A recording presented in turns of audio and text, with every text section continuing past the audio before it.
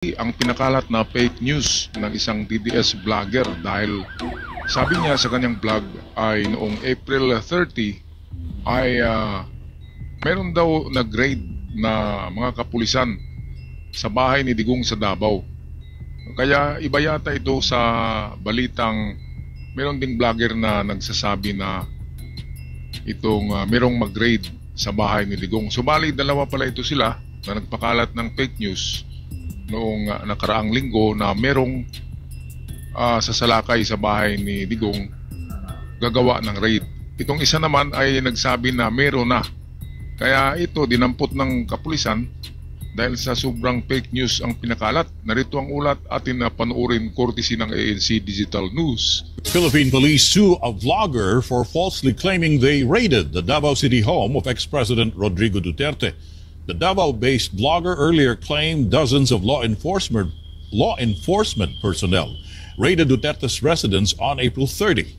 This prompted a crowd of Duterte supporters to form a barricade outside his house. The Philippine National Police says it is determined to take legal action against anyone intentionally fabricating and spreading misinformation. Ito ay isang fabricated, suggesting intentional manipulation to spread false narrative na kung saan po ito ay pumapatak sa isang disinformation. Ito po ay patunay na seryoso po ang pamunuan ng Pambansang Pulisya ng Pilipinas. Pag napailan po ng kaso ay uhulihin ang mga taong nagpapakalat po ng mga fake news. Ito, so sobrang fake news kasi sinabi na sinalakay na ni-raid na. Iba yung fake news na sinasabi na i-raid pa.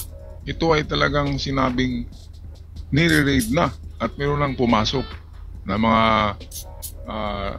kapulisan sa bahay ni Digong. Meron nang nag-search, pumasok. Kaya napaka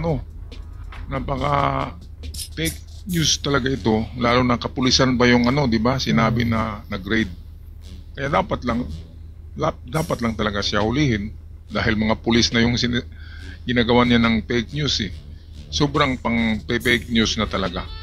Kaya kapag ganito ay dapat masampulan para hindi nauulitin. Kasi ng mga pulis dyan eh. Palagi na lang mga pulis pumupunta doon sa bahay ni Digong, wala namang nangyayaring ganun. Di ba mga kababayan? Bukod sa video na ito ay merong update din dito sa itong nangyayaring insidente ni Pulong. Ito tungkol naman kay Pulong, yung nag-viral na video na meron siyang sinaktan o binugbog na isang bugaw o pimp. So meron din palang eksklusibong itong panayam or interview ang ANC Digital News sa taong ito. Kaya ito atin pakinggan ang kanilang pag-uusap. The complainant who filed assault charges against Davao Congressman Paulo Duterte explains why he did not immediately take legal action. The congressman's sister, Vice President Sara Duterte, had questioned the timing of the complaint as politically motivated, but the alleged victim claims it took time to gather evidence and weigh the risk of suing the congressman. Itong sinabi ni Sara dito na lumabas daw ng panahon ng eleksyon, politically motivated. Kahit na hindi yan political motivated o kahit politically motivated yan, kasi kasalanan ni Pulong, di ba? Merong kasalanan si Pulong sa isang tao, kaya dapat lamang din ay sagutin niya kung ano mo yung paratang. Pero dito ay hindi ito paratang kasi nandyan talaga yung video, kitang-kita natin dito. Kaya ito sabi ni Sara na natataon daw dahil eleksyon, pinalabas yan. Aba, di ba? Noong Pebrero talaga nangyari ito Medyo natagalan nga lang ang complaint dahil humahanap pa siya ng mga ebidensya doon sa CCTV. Kasi matagal binigay ng may-ari ng club. Kasi siyempre, madama yung may-ari ng establishmento kasi sa kanya yung congressman yung kalaban mo notorious pa, di ba? Kaya mahirap talaga. Buti nga ay nagbigay ang establishmento ng CCTV footage. Kaya nga nag-viral ito. Kaya siguro ngayon, takot na rin yung ngayon, di ba? Yung establishmento kung takot na yung kay Pulong kasi baka kung anong gagawin sa kanila kasi pinakita nila itong napakatinding ebidensya na itong video. Ito, balik tayo kay host ng ANC Digital News TV. Jeff Caparas has tonight's top story.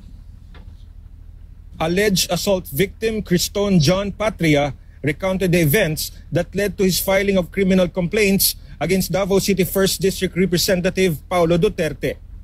A video of the alleged incident inside a bar in Barangay Obrero in Davao City has since gone viral online. Patria said at that time he feared for his life. Palabas na sana ako dyan, boss ba? Then, yung guard na bodyguard to niya, yung naka-white, pinaharangan niya. Then, yan nakaduko na ako, dyan na time, nakahihi na ako dyan. Then, sabi niya ata dito that time, na ano Sean, pinapirahan mo ba ako? Gina-headbutt na niya ako dito, then ano gusto mo Sean? Nakahihi na kasi ako dito, boss, so gusto nga, sabi niya that time, gusto mo ba na pati ako mag-ihi sa'yo? Ayan, so nakaihi pala dahil sa sobrang takot at sakit sa ginawa ni Pulong itong bugaw si Patria. Nakaihi at sabi ni Pulong, baka iihian pa kita, di ba? Kaya grabe talaga ang pananakot, ang 2 oras daw at tinutorture siya doon sa loob ng kung ano-anong ginagawa sa kanya. Isang suntok daw, isang sampal, isang sipa, bawat isang tumama sa kanya ay 1,000 ang binibigay ni Pulong. Kaya grabe, kaya hindi siguro muna nagreklamo kasi baka akala ni Pulong okay na kasi bawat sampal 1,000, bawat tadyak 1,000, isang suntok 1,000. So lahat daw natanggap niya ay 10,000 dahil 10 tama yung tumama sa kanya. Pero ang problema, sinabihan siya ni Pulong na ikaw na yung magbayad sa babae. Yung babae na na 1,000 lang ang ibinigay. Ngayon, kaya pala nagalit si Pulong dahil sa merong isang bodyguard na hindi nabigyan ng babae. Dahil talagang hindi binigyan ito ng babae ng bugaw dahil siya nga yung naiwang bodyguard. Dapat kasi huli, di ba?